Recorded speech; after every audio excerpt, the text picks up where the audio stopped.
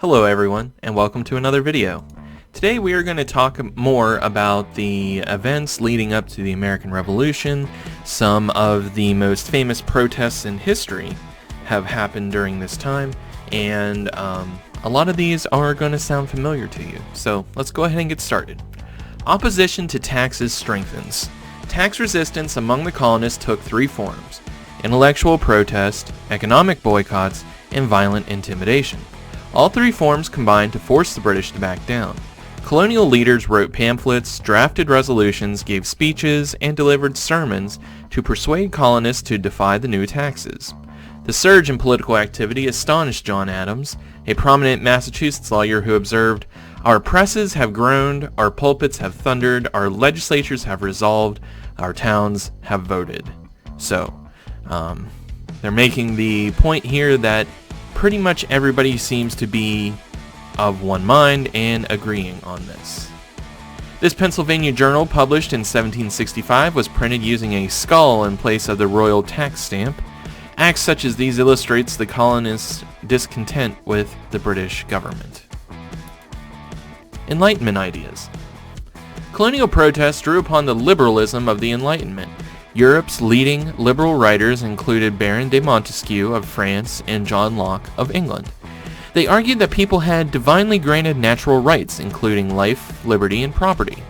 A good government protected these individual rights. Locke insisted that government existed for the good of the people. Therefore, people had the right to protest any government that violated this social contract by failing to protect their rights. Baron Montesquieu and John Locke are Enlightenment thinkers from Europe, and their ideas are all throughout our government's founding documents. You're going to find ideas from them in the Declaration of Independence, in the Constitution, the Bill of Rights, and their ideas really are the foundation of what our country stands for. Patrick Henry. Patrick Henry, a young Virginia representative, used these ideas to draft a radical document known as the Virginia Resolves. He argued that only the colonial assemblies had the right to tax the colonists. On May 30th, 1765, the Virginia House of Burgesses accepted most of Henry's resolves but rejected two, including this one that I'm about to read, because they were deemed too radical. Colonial newspapers, however, printed all six, believing that they had been accepted. 8 other colonies then adopted resolves similar to Henry's original proposal. And it says here, "Resolve therefore that the General Assembly of this colony, together with His Majesty or his substitutes, have in their representative capacity the only exclusive right and power to lay taxes and imposts upon the inhabitants of this colony, and that every attempt to vest such power in any other person or persons whatever than the General Assembly aforesaid is illegal, unconstitutional, and unjust, and has a manifest tendency to destroy British as well as American liberty." Patrick Henry, May 29th, 1765. Now, this idea was not accepted by the House of Burgesses because it was deemed too radical. It was deemed to put the colonists and give them too much freedom. They did not want to grant this much independence from the British, so that was why it was opposed. Patriot leaders emerge. Colonists violently opposed the Stamp Act, which affected every colonist. In the months following the passage of the act, colonists began to work together to fight it, which led to a new but still fragile sense of American unity. Those who opposed the British taxes called themselves patriots. In the seaport streets, people showed a powerful new interest in politics.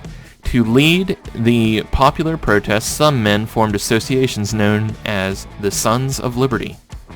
Their most famous leader was Boston's Samuel Adams, a cousin of John Adams. As the protests continued, angry crowds assaulted colonists who supported or helped to collect the taxes. The crowds were especially violent in Boston. In August 1765, a mob led by the Sons of Liberty tore down the office and damaged the house of the stamp tax collector. So being the tax collector in colonial America did not make you a popular person. People did not like you.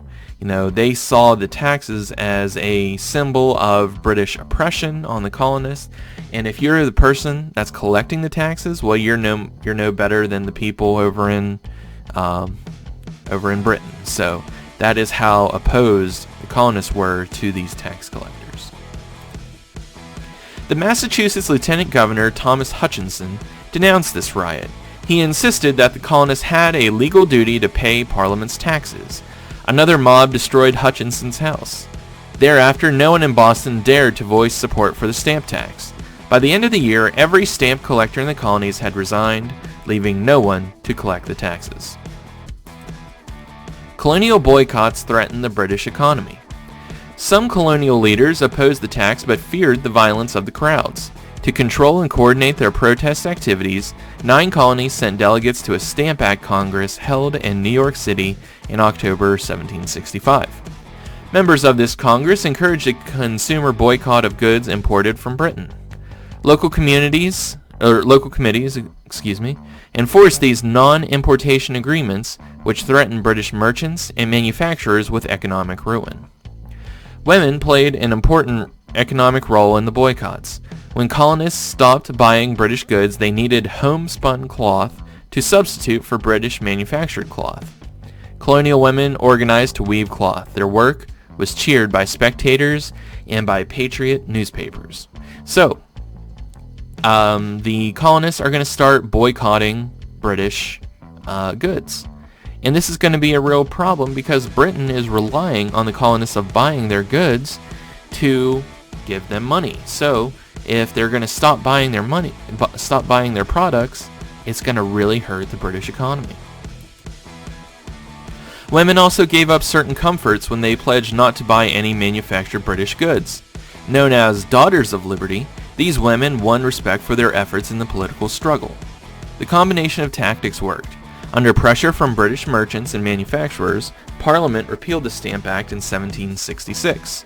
But the struggle was not over, for Parliament also passed an act declaring its right to levy taxes on the colonists. So, while Parliament took away the Stamp Act, they passed another act that said that they still had the right to pass taxes on the colonists. So, while they took away that one specific tax, they said, well, we still have the right to tax you, but we're just going to take this one tax away.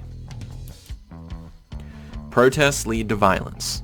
The Stamp Act crisis showed that the colonists would not accept a direct tax, but the British government still needed to raise money to pay its debt and support troops in the colonies. Charles Townshend, the Crown's chief financial officer, thought that colonists would accept indirect taxes on commerce. After all, they had long accepted customs duties in principle, though evading them in practice. In 1767, Parliament passed the Townshend Acts, which levied new import duties on everyday items such as glass, lead, paint, paper, and tea.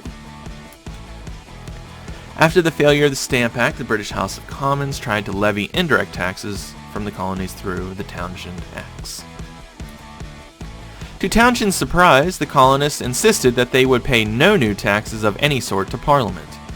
They also resented Townshend's plans to use the money to pay the salaries of colonial governors and judges, making them more independent of the colonial assemblies.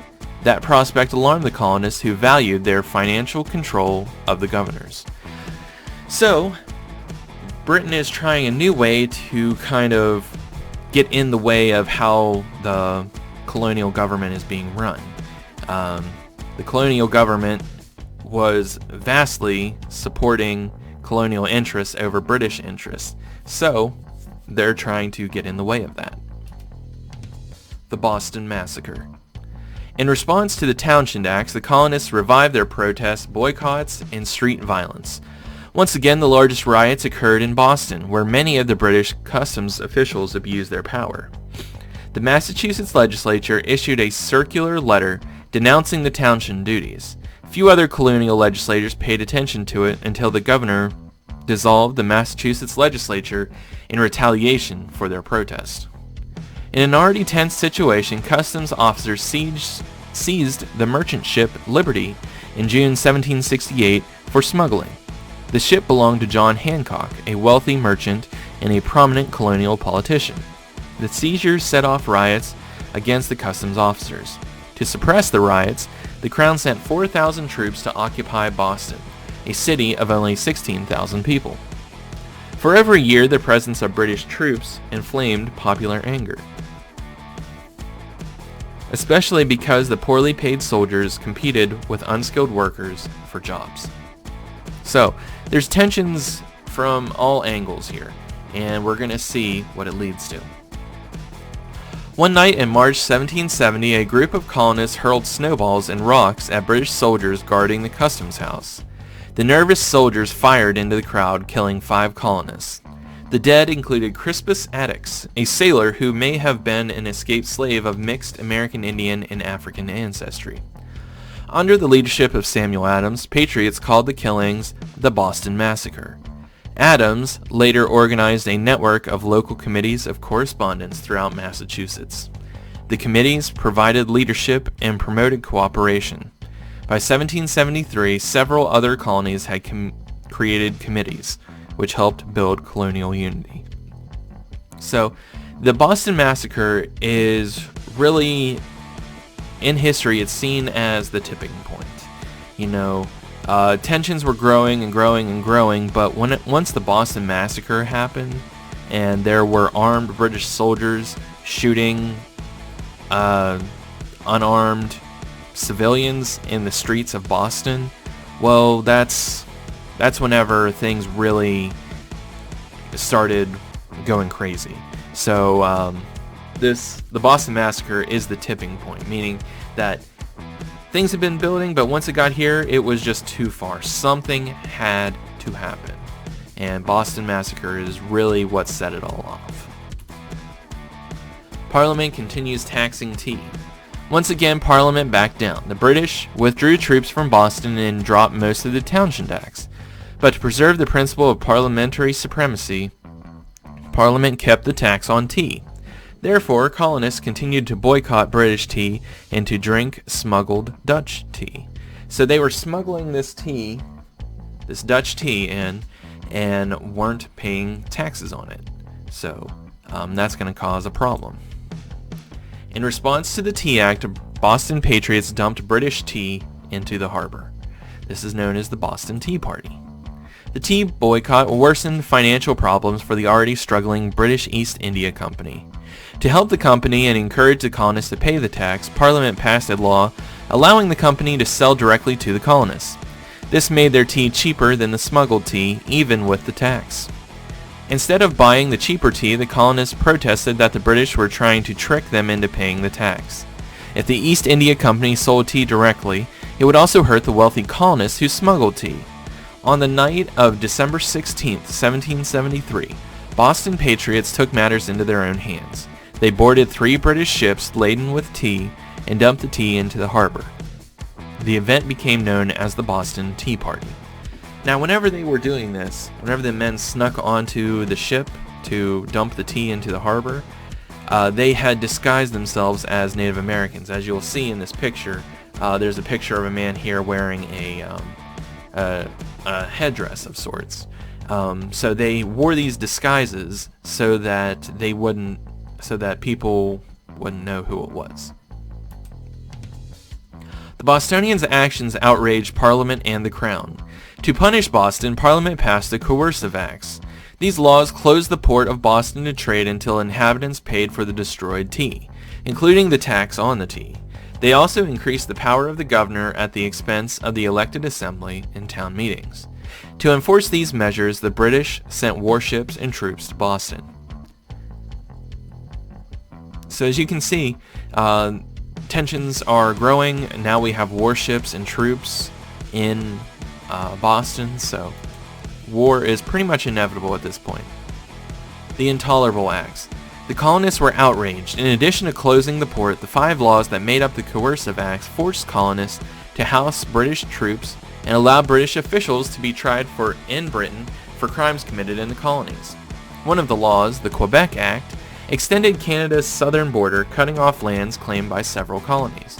The horrified colonists called the new laws the Intolerable Acts. They rejected the idea that the British could shut down trade and change colonial governments at will. In rural Massachusetts, people reacted to the British actions with violence. Armed with clubs and guns, they forced the courts of law to shut down.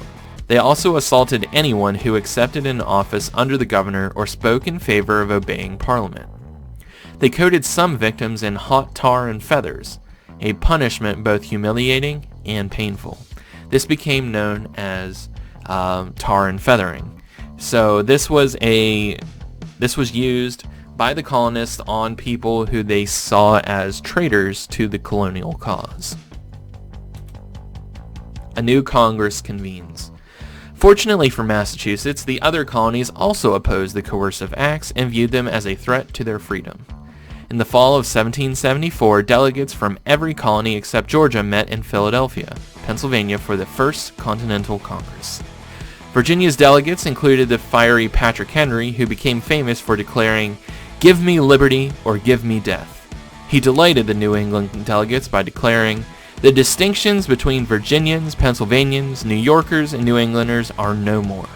I am not a Virginian, but an American." So this is where we're finally starting to see that national identity start to come together.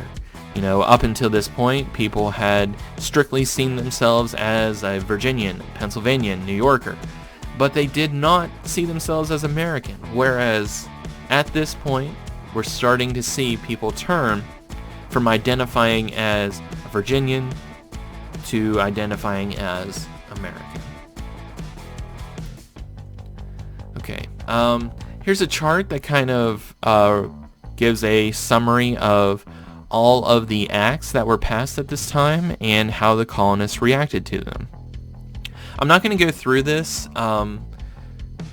chart, but if you want to pause and take a look at this and kind of just see quickly like what the different acts were and then how people reacted, you might want to pause the video and take a look at that. So, moving on. The First Continental Congress. Delegates leave Carpenter's Hall in Philadelphia after a meeting of the First Continental Congress in 1774. To pressure Parliament to withdraw the coercive acts, the delegates announced a boycott of all British imports. Throughout the colonies, the Patriots established local committees and provincial congresses to enforce the boycotts. In effect, the Patriots established new governments that bypassed Parliament and the Crown. By including common shopkeepers, artisans, and farmers, the committees expanded the rank of the politically active. In the spring of 1775, a newly arrived immigrant marveled, "They are all liberty mad." By 1774, Patriot John Adams had decided that he already lived in a new country called America. He also believed that Americans could unite to defeat the British, but Adams was ahead of most colonists who still hoped to remain with the British Empire. Provided that Parliament would revoke the coercive acts and stop trying to tax them, far from blaming the king, most colonists still expected that he would side with them against Parliament. Within 2 years, however, events would prove Adams right. And that's going to be it for this video, guys. If you have any questions, you know how to get a hold of me. Send them in and I will be glad to help you. I hope everybody's having a great day, and I'll see you again real soon.